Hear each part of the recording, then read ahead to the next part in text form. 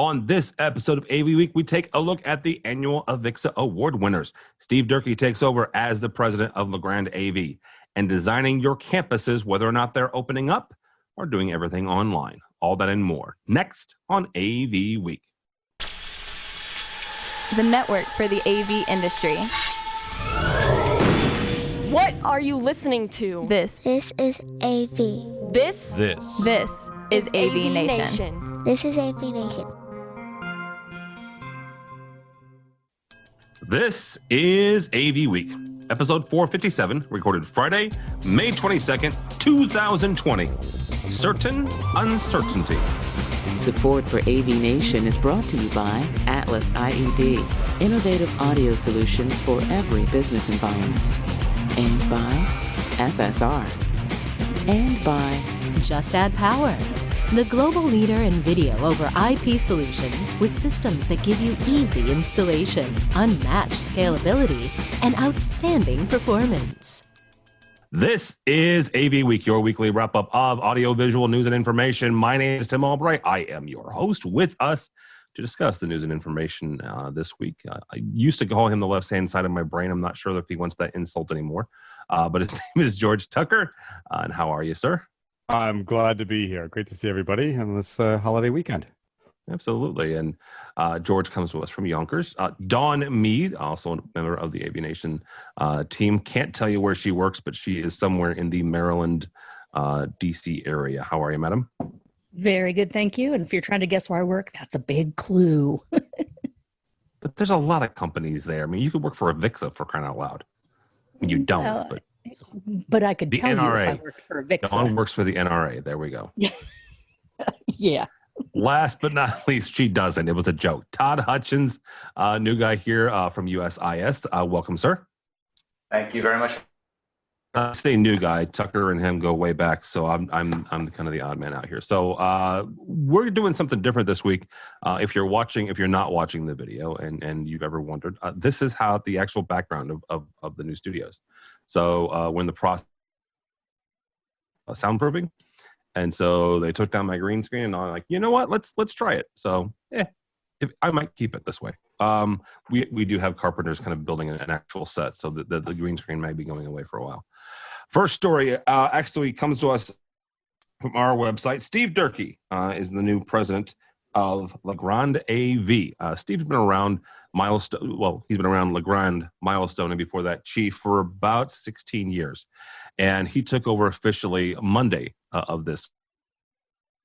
Legrand has gone through a pretty decent, significant evolution over the last 4 or 5 years. And I say Legrand, it's Legrand and Milestone and Chief. Those brands, not just the ones up in Minnesota, but also all of them that have kind of gotten put under that.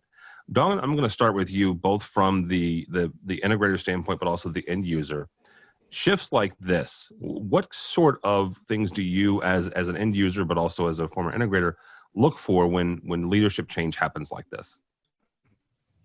Well, I mean, you want to make sure from either side of the fence that there is a good continuity of their business going on when there's a significant shift, whether it's a new boss for the company or whether it's just a new leadership team or a new head of a particular sector or product. We're looking for just consistency in relationships.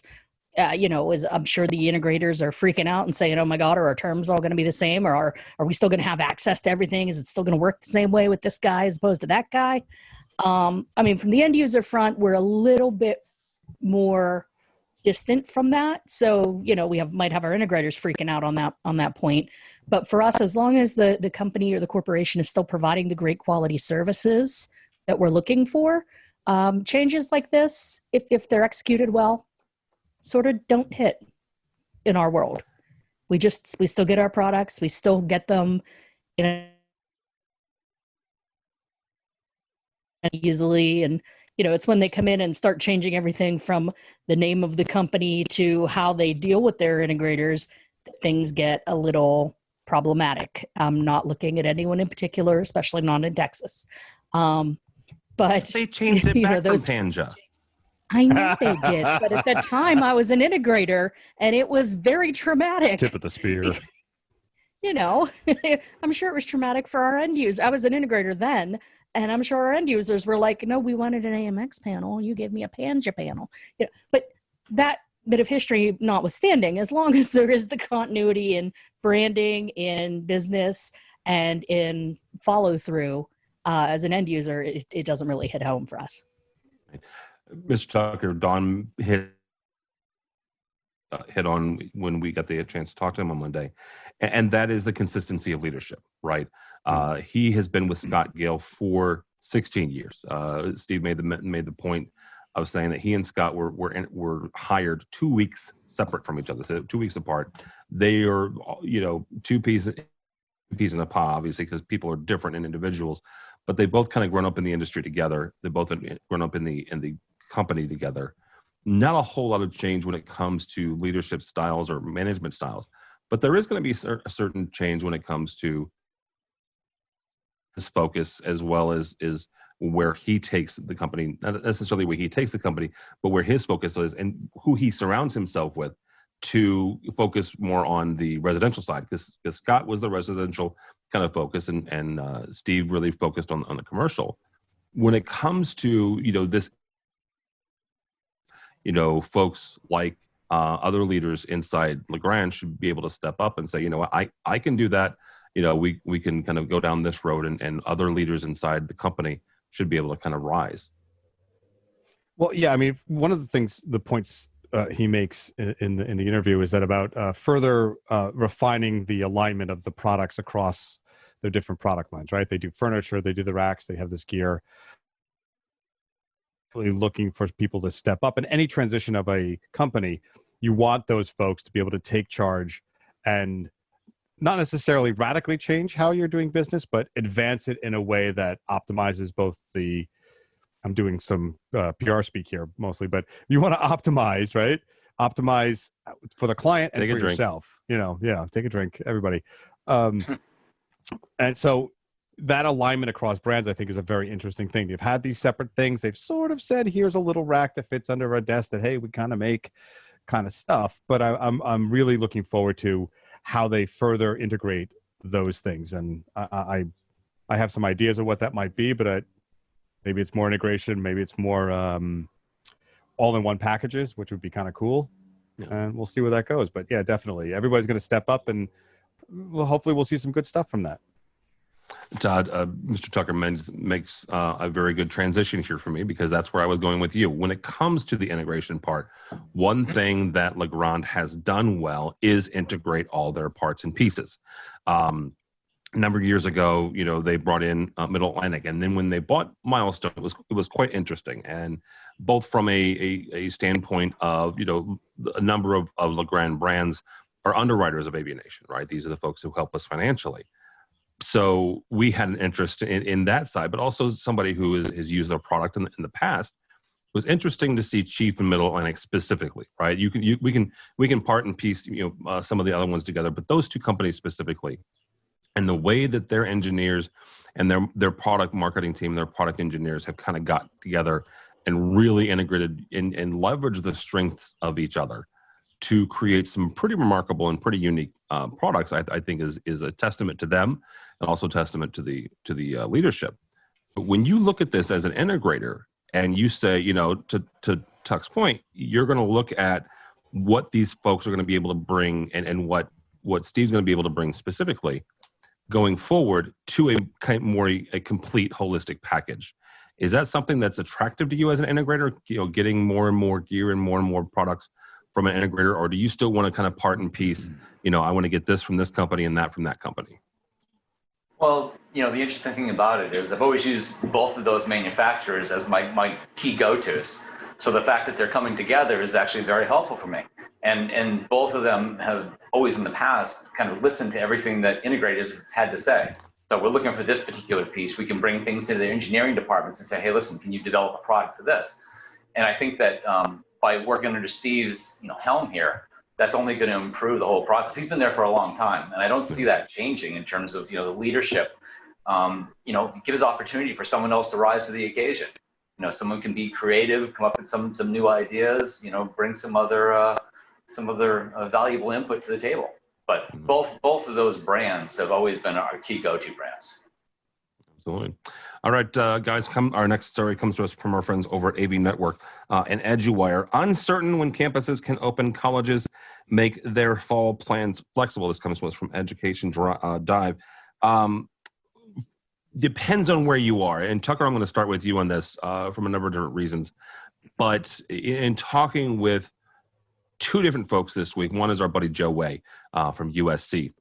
The UC system, the University of California system, they are not having classes in the fall. They're going online.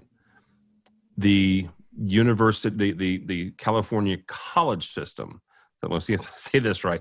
The California university system is not having classes. The California college system is giving folks the option. It's going to be a hybrid method. So you when you sign up for classes, you have to say, yes, I want to take online classes, or I want to be in person, or I want a hybrid model, meaning I'm going to be there, but I want the ability to take classes online.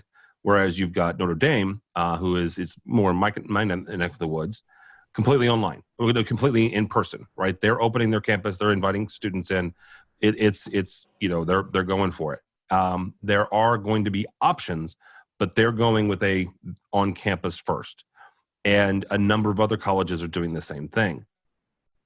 One thing that this crisis has taught us, George, is that number one, we have a supply chain issue, not just in this country, but in the world, right? Where China was the first country hit with this. This is where we get a lot of our chips and our semiconductors. That disrupted the supply chain, and then it hit the U.S. and then it hit Europe, and then it came kind of east to west. As it's hitting other parts of the world, and education is going online and work is going online, everybody's like, I need a webcam, right? I need a microphone. I need the ability to do this online. And suddenly it was, there was a supply issue.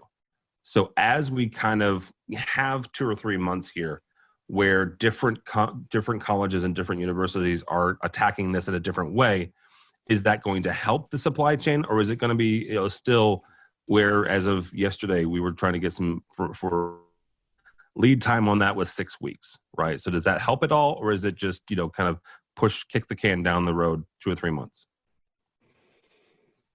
Well, it's a hard one because I don't think any of the AV/IT infrastructure parts of education were ready for any of this. Yeah. They've been talking about doing it for months, and if you listen to our education show, they've been hammering on about stuff like that.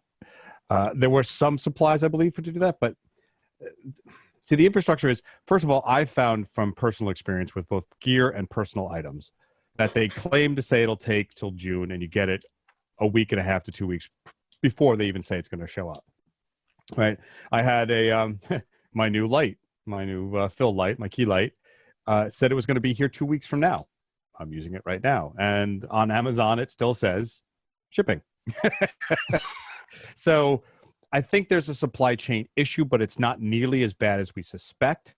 It's just been backlogged, and what we know as our on-time delivery has not been quite as fast as we wanted. So I think the supply is there. I think there was a backlog of inventory prior. And then if we know anything from Francisco and Los Angeles with the ports, there's a lot of boats there, and they're offloading them as fast as they can. There's a lot of merchandise there. And I would suspect a good deal of it is high-tech AV-ish, even if it's over-the-shelf or off-the-shelf consumer-type goods. It's there. Yeah. I haven't had a problem getting anything. I've gotten hard drives, webcams, adapter systems. I mean, I haven't had a problem. We, at the company I work for, Sound Associates, we are doing virtual choirs because we do a lot of work with houses of worship and a lot doing webcam or web streams anyway. We got the stuff we needed fairly quickly. So it didn't seem to be a problem. Todd, as you're talking with your clients and they're gearing up for what would have been and what probably is summer upgrade season, how are they adjusting to this new trajectory as they look ahead to the fall and what may or may not be an unusual semester? I think they're still trying to find their way. I think each group is really trying to find their way with this. And I think when the online courses is going to take some of the admissions away, and maybe there's a financial aspect to this as well, that, you know, tuitions, things like that will go down, and that may foster some more business, maybe in building. I'm not quite sure how that's going to affect it. My corporate clients, you know, they're still starting to come back. It's just starting now. You were talking about supply chain issues earlier. I will say that I was at ISE, and just after ISE, I noticed there was a supply chain issue. We haven't been buying a lot of equipment since then, but I'm not really anticipating any issues right now. I mean, as we start gearing up and get going, I think we're gonna be okay with that side of it. All right, very good. Don, a couple different areas I wanted you to touch on. First of all, from the corporate and the end user corporate area, but also from, you know, one of those Fortune 500 workers. Dawn is in a unique position, and I'll let her talk to as much as she wants to about it, but she's been working from home prior even to the COVID crisis. So talk for a second about what companies like yours is doing. Don't name it, because both of us will get, you know, sued. But also, yeah, at best, or also, you know, what's it like working from home, and what are your prospects for going back? Well, you know, looking at that front, our company in particular, and we are very large worldwide, has done a really good job at having both the AV and the IT teams ramping up the work from home ability for most of the staff. I happen to have had shoulder surgery and was working from home since Thanksgiving, but, you know, I had my laptop and files with me. I was ready to go, but I was ready to go for a short period of time, and I didn't do things like bring home my company approved external webcam, because, you know, sitting here on my personal laptop, I've got an integrated webcam. We cannot have integrated webcams at all on our company laptops. And the ones that we plug into the USB or whatever to use have to be vetted and have a whole lot of paperwork behind them saying they're allowed. My blessed, as it were, webcam is sitting locked in my office down 40 miles away, so, or 20 some, you know, however long away. So I haven't been able to have that face-to-face interaction with my coworkers. As an aside, also working from home 3 months before everyone had to work from home, I miss people a whole lot. I warn everybody, when I see you in person, professional or not, I'm hugging you, because just, my God, seeing people. But the ability of our company to ramp up quickly to the new paradigm of as many people as possible working from home or working remotely, I'm actually very impressed with how quickly that happened. And being part of the team within the company, you know, I don't work with our company's customers. All of our customers are internal customers. My customers are my company. And in that regard, our team and the IT team have been doing a great job, and thankfully the leadership recognizes that. We are starting to phase back into in-person work. We are starting to let people come back into the office in limited numbers so that we can maintain the social distancing and so forth. Our state is still pretty restricted on who can come in. Now, that said, our whole entire company is considered essential and have been working all along, but only the people that physically needed to be there to flip, switch, or otherwise were. Now we're starting to bring back some of the other workers that have been working remotely, phasing them in, and we're still working with how can we manage the space requirements, the distancing requirements, and the health and safety aspect of it. But for the most part, I think it's been an interesting challenge for those of us that are on the AV and IT teams in companies that are large like this. It's definitely been a period of scrambling, making sure we had approved webcams, approved laptops. In some cases, I know the IT team had to bless them taking home towers because they did not have laptops and could not get them of the appropriate time in time. And so then there's a whole new procedure for getting that approved. You know, it's a challenge, but I think we've handled it pretty well, knock wood. And we'll see how we come out of this. I think it's going to be a fairly smooth transition getting back in there. And I, for one, kind of can't wait because I miss humanity. But I will say this. I was going to say, to the point that Todd and George brought up with supply chain, again, that's something that falls under my purview and my team's purview as the heads of AV working in that corporate environment. It was up to us to warn, even if our integrators like our Todds and our Georges and our whoever's, even if they didn't tell us there was going to be a supply chain issue, it was our responsibility to know, hey, this is going on in the industry, keeping track of where there are slowdowns, what products are running low, and notifying our project managers, our facilities people that are in the middle of build outs, in the middle of retrofits and new builds. You need to adjust your timeline by this amount as a cushion against any blowback from this ongoing issue. So it's a matter of staying educated and staying nimble and trying to stay ahead of things. Yeah, I do mention one of the stories we had pulled, and I don't have a whole long conversation about it, but our friends over at AV Magazine had put a picture, a article together about Twitter telling all of their employees they could work from home forever, and it was quotes, forever. And I find it interesting the fact that there are, and I've said this before, both publicly and privately, there are certainly people who absolutely can do this, right? They can absolutely work from home, and there are other people who just flat out can't. Right. Yeah. Tucker could go to Antarctica and be fine, and work from there as long as he had an internet connection. I do it now. I mean, I mostly work from home even before being quarantined. And so, yeah, I mean, working from home is easy for me. I'm sales. I call people, I make quotes. And when I do need to go out, I go out. I mean, sometimes it's down the block and sometimes it's Melbourne, Australia. So, which is what I just got back from before everything shut down. So, which was a really cool trip, just for the record. It was a really cool trip. All overall, so. Yeah. I'm worried about those folks who are doing Harry Potter there. That's what we were doing. So, yeah. But you can work from home, definitely. That interaction, as Dawn said, is essential. But I have found that through Zoom and through phone calls and through other stuff, it is more than possible to acclimate to work from home and to maybe say one day a week we meet together. And that's what I'm looking forward to, is even when it comes back, New York State's going to say no more than so-and-so people in a certain space. Yeah. And our offices are very tiny. So I'm like, I'm happy to be here. It's fine. I'll go there once a week, say hello and go home. It doesn't bother me at all. Yeah. I think that's the part that's actually going to drive some of the evolution of the workspace is that, there are certainly going to be some people that choose to work from home, but they will have to go in for a certain amount of time, and that will adjust the look and the feel of the modern workspace. And I work more actually at home. I work probably 15-hour days, which is why I want an office. Yeah. Wow. Well, and to be fair, even when I was working from home because of the shoulder, not because of the COVID, I was able to tell them, hey, I know that there is a 5 to 10% part of my work that involves me coming and being there in person. Let me know if you need me there in person. I can get there even before I was clear to drive. I can, Uber. I know how to, call my ex-mother-in-law and say, hey, give me a ride down to the office. Things like that. There are occasions when you have to work from home.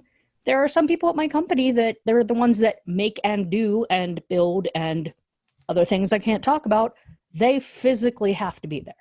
That, and I think it's going to be that way everywhere. Salespeople, sometimes management, even sometimes receptionists for different integrators, different manufacturers, different end users. Yeah, they could probably work from home. Engineers, I send my computer with my CAD and my Photoshop and my whatever, and I don't have to be in the office to do that. I can be in here in my PJ pants and doing that. But it's the folks that are pulling the cable, that are putting on the ends, that are hanging the things, that are troubleshooting or setting it up for the CEO or vice president that's going to be meeting in there. The people that actually have to physically touch, they're going to need to physically touch. So I think that evolution depends what you do. Twitter, they don't actually have a physical product anywhere, so they can all work from home. That's something they even had an office. Well, it's a Silicon Valley company. They have to have an office somewhere on Fleet Street or whatever the big street is. And they're in New York. They're in New York. Yeah, they're everywhere. So, all right. Last story here comes to us from our friends over at Commercial Integrator, and it's just the fact that AVIXA has announced their annual AVIXA awards. Several here. Jonathan Braun from Braun Consulting wins Educator of the Year. So congratulations to him. A couple things I want to point out here. Number one is there's two awards. One is the Emerging Talent Award, which is relatively new, which I think is fantastic. And the other one is the Event Design of the Year Award, won by Meredith Francis, Senior Creative Producer with Black Oak Technical Productions. Todd, we'll start with you on this. these are have been around for quite a while, and each year or so they seem to add a part and piece to the whole fabric of the industry, right? Not only whether it's the Young AV Professional, it's the Women in AV award. Now it's the Event Producer or the Experience. What do awards like this not only say about the individuals winning it, but also about where we are as an industry? Well, I'm always intrigued by the Pioneer AV Awards and also the Young Professionals, because it's kind of a way for me to kind of look at where we've come from and where we're going to. Yep. You look at there's a common bond between them being creativity, very unique in what they bring to the table, and I see that they're all kind of in the case of the Pioneer, they've kind of paved the way for the young professionals. Young professionals being creative and kind of generating their own path. And I think it's an interesting thing to kind of witness, to see that this coming throughout the industry. Don, same kind of question is where does it mean the fact that we're not only recognizing that, as Todd said, both the pioneers, the folks that have been doing it longest, the young up and coming, the women that are doing it, the CTS Holder of the Year. These are folks that have dedicated, not only time and talent, but also blood, sweat, and tears to this industry.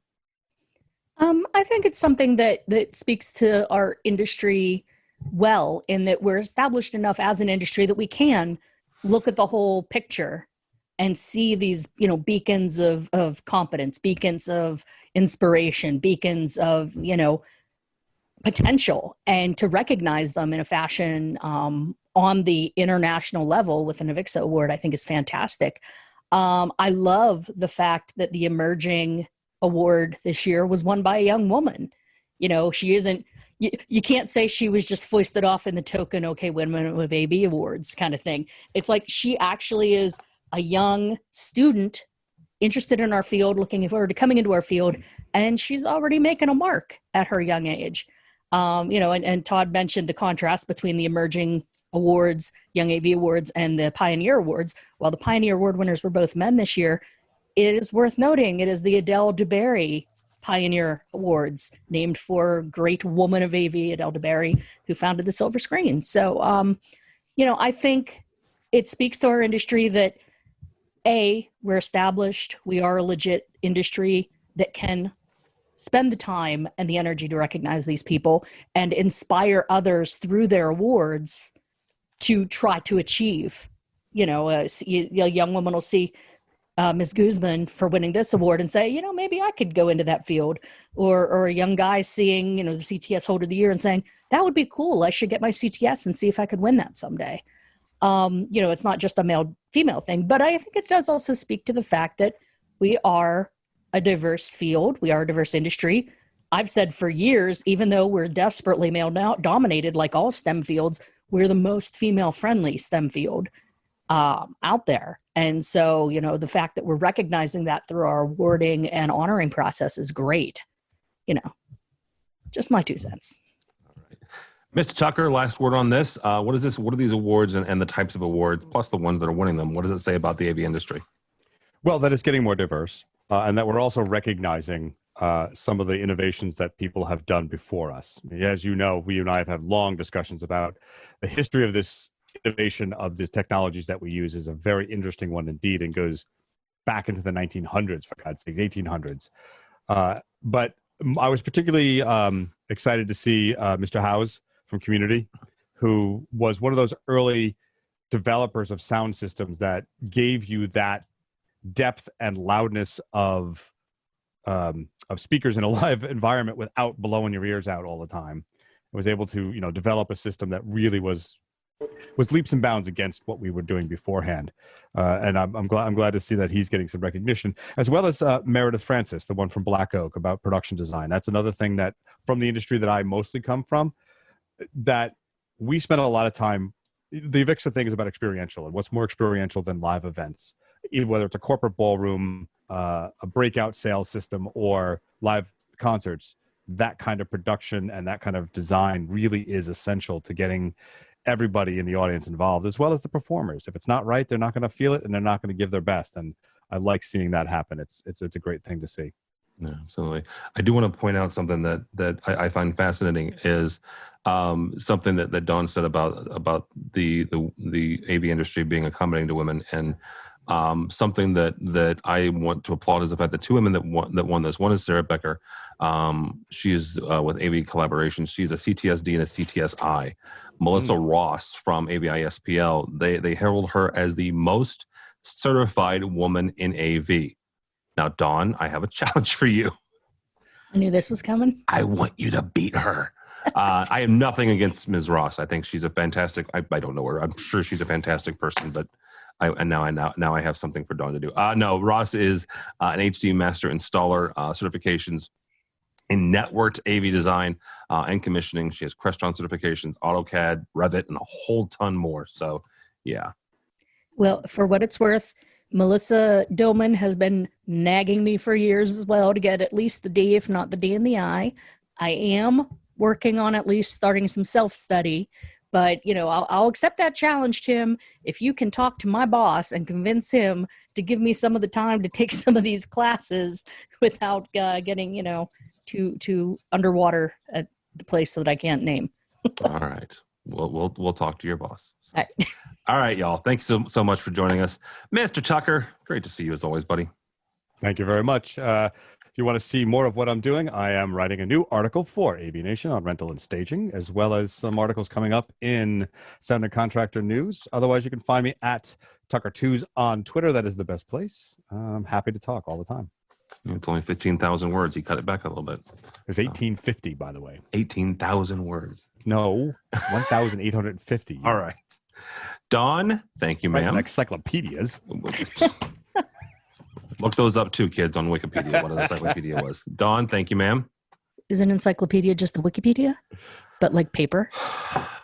Sort of. Only they hurt more if you hit your sister with it. Just not that I would know. Yeah, I was the sister, not Tim's, but I feel that pain. Getting serious for a moment, I cannot tell you where I work or how you can contact me at work. If you know, you know. If you don't, I can't tell you that. It's a secret. But you can always find me here on AVNation.tv, appearing semi-regularly on the AVWeek show and co-hosting with the lovely Kelly Perkins, the AV Social show that comes out once a month. You can also find me on Twitter and most of the social stuff as at AVDawn. And if you can't find me as at AVDawn, if you're on LinkedIn or some of the stodgy stuff on social, I'm Dawn Mead. So find me there. And I look forward to talking to you. Thanks for having me, Tim. Last but not least, Todd Hutchins, thank you so much from USIS. How do people get a hold of you or USIS? Sure, yeah. So they can reach me at toddhutchins@usis.net. And I'm online all the time. They can reach me anywhere on the line. So thank you very much for having me. And been a pleasure. Absolutely. Thank you, sir. For us, for AVNation, go by the website. Don't follow me on the Twitters.